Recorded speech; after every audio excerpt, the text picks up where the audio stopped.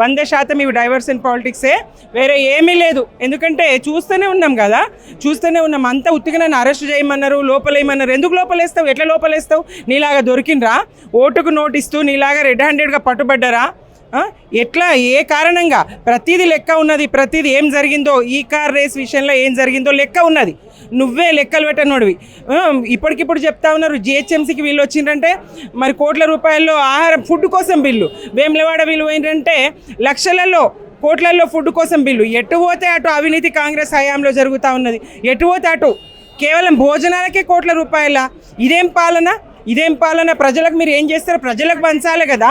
కేసీఆర్ గారు సంపద పెంచిండ్రు, ప్రజలకు పంచిండ్రు. కాంగ్రెస్ ఏం చేస్తూ ఉంది? ప్రజలకు కాంగ్రెస్ ఇంతవరకు ఏం చేసింది?